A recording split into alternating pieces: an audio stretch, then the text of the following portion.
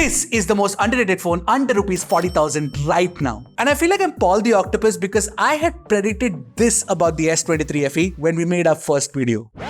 Or if you want to wait, you and I know that we'll get better offers in the future as well. See, that better offer is here. But that's not all. The Samsung Galaxy S23 FE has recently received the One UI 6.1 update with a bunch of Galaxy AI features. Yes, the same features that are available on the Galaxy S24 Ultra as well. Well, let's explore those Galaxy AI features and the phone in general. Hi, I'm Rs.40. You're watching Trakin English, your destination for detailed, incessant gadget reviews.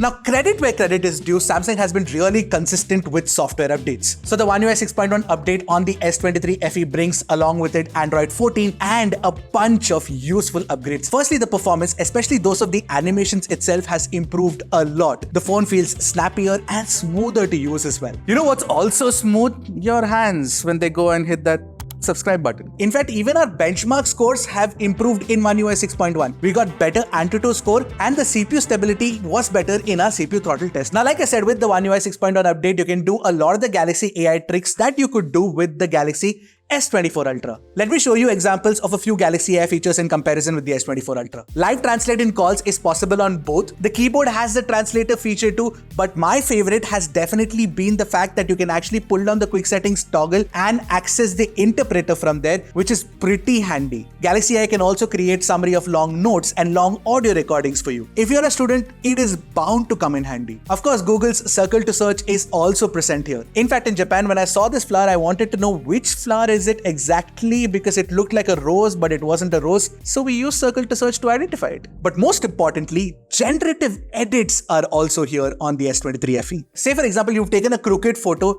you can adjust the alignment and straighten it out because generative edit will actually fill in information for you. You can even move objects around the photo and place them wherever you want to. In fact, from within the Gallery app, you also do get suggestions and recommendations for edits. For example, to remaster photos or to remove shadows or reflections as well. All of that is possible on the S23 FE too. In fact, a good chunk of the features that I have mentioned right now, they run on device or on the cloud or on a mixture of both. Plus, all of these features are end-to-end encrypted, so your data is secure too. And if you use generative edit to actually make changes to an image, Samsung adds metadata information that this image has been modified using artificial intelligence, which is pretty awesome. So if you ask me, Samsung is not only the first one to introduce on-device AI at such a large scale, but it is also doing it right by giving out clear disclaimers, which is good. I have no hesitation in saying that One UI 6.1 experience on the S23 FE is the best Android experience that you can get under rupees 40,000. But it's not just the software features. The Galaxy S23 FE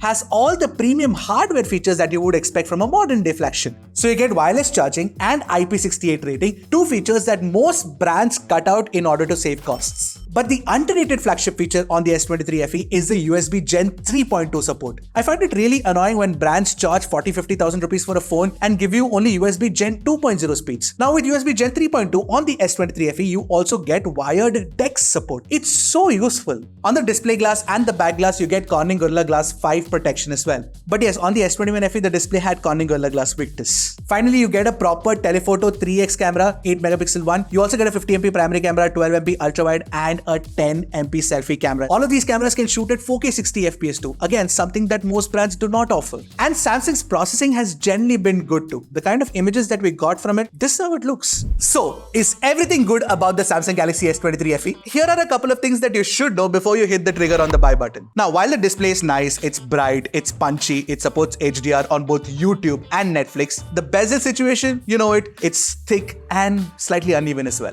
Now, the battery life on the phone for a 4500 mAh battery has held up well. We got about 5 hours of screen on time, which is good. But the charging speeds are still 25 watts and you get faster charging phones in this price range. Now, with the One UI 6.1 update, the Galaxy S23 FE is possibly the best flagship experience under 40,000 rupees right now. But here's the twist in the tale. Samsung has actually priced it under 35,000 rupees. So yeah, in Flipkart's big savings day, you can actually buy the phone for about 33,999 with the right card offers and discounts, which is pretty good, I tell you. Of course, there might be better phones for gaming, but that's generally a smaller set of the audience. But most of the audience wants all of the flagship features at the best price. And for them, the S23 FE is the right fit. What you need to identify is where your priorities lie. So what do you think of the discounted Galaxy S23 FE? Do you think it's the most underrated flagship under 40,000? Let me know in the comment section below. I'll see you folks in the next one. Until then, keep tracking and stay safe.